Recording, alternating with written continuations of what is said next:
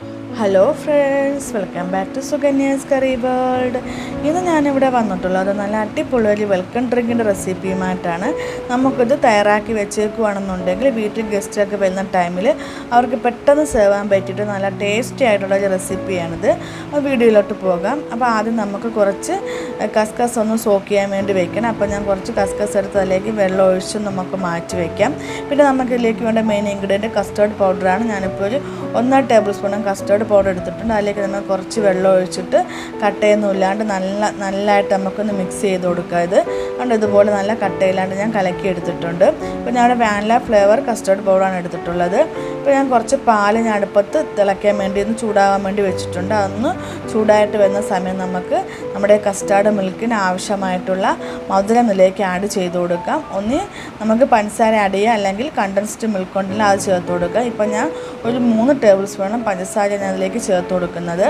ഇപ്പോൾ ഞാൻ ഇവിടെ 2 പേർക്ക് കഴിക്കുന്ന രീതിയാണ് മധുരം ചേർത്ത് കൊടുത്തിട്ടുള്ളത്. അപ്പം നിങ്ങൾക്ക് മധുരം തോനെ ആവശ്യമെന്നുണ്ടെങ്കിൽ അതനുസരിച്ചിട്ട് മധുരം നിങ്ങൾക്ക് ആഡ് ചെയ്ത് കൊടുക്കാവുന്നതാണ്.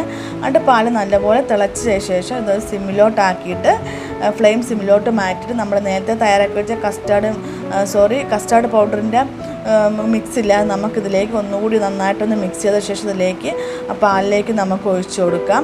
എന്നിട്ട് നന്നായി മിക്സ് ചെയ്ത് കൊടുക്കുക. അതായത് പെട്ടെന്ന് തന്നെ മിക്സ് ചെയ്ത് കൊടുക്കണം, അല്ലെങ്കിൽ പെട്ടെന്ന് ഇത് കട്ട പിടിച്ചു പോകും. അപ്പോൾ കൈവിടാണ്ട് നല്ലതായിട്ട് ലോ ടു മീഡിയം ഫ്ലെയിമിൽ വെച്ച് നല്ലതായിട്ട് മിക്സ് ചെയ്തെടുക്കാം. അപ്പം നമുക്ക് നന്നായി മിക്സ് ചെയ്ത് നമ്മുടെ കസ്റ്റാർഡ് പൗഡർ നന്നായി കുക്കായി കിട്ടിയിട്ടുണ്ട്. അപ്പോൾ ഈ ഒരു രീതിയാകുമ്പോൾ നമുക്ക് ഒന്ന് കുറുകി വരുമ്പോൾ നമുക്ക് ഫ്ലെയിം ഓഫ് ചെയ്ത ശേഷം നമുക്കൊന്ന് തണുക്കാൻ വേണ്ടി വെക്കണം. അതിട്ട് നന്നായി തണുത്ത് കിട്ടണം. ആവശ്യമെങ്കിൽ നമുക്ക് ഫ്രിഡ്ജിൽ വെച്ചിട്ട് നന്നായിട്ട് തണുപ്പിച്ചെടുക്കാം. നന്നായിട്ട് നമുക്ക് തണുത്ത് കിട്ടുമ്പോൾ ഇതൊന്നുകൂടി ഒന്ന് കുറുകി കിട്ടുന്നതാണ്. ഇപ്പം നമ്മുടെ ഈ കസ്റ്റാർഡിൻ്റെ മിൽക്കിൻ്റെ കൂട്ട് നന്നായിട്ട് തണുത്ത് അതുപോലെ ഒന്നുകൂടി നമുക്ക് കുറുകി വന്നിട്ടുണ്ട്. ഇനിയിപ്പോൾ നമുക്ക് ചെയ്യേണ്ടത് നമുക്കിത് നമ്മുടെ മിക്സർ ജാറിലേക്ക് മാറ്റി കൊടുക്കാവുന്നതാണ്. ഞാനിപ്പോൾ ഇത് ഫുള്ളായിട്ട് ഇതിലേക്ക് ഒഴിച്ചു കൊടുക്കുന്നുണ്ട്. ഇപ്പോൾ ഇത് കണക്ക് കസ്റ്റാർഡ് മിൽക്ക് തയ്യാറാക്കി വെച്ചിട്ട് നമുക്കിതിലേക്ക് ബാക്കി ഇൻഗ്രീഡിയൻസൊക്കെ ചേർത്ത് റെഡിയാക്കി എടുക്കാവുന്നതാണ്.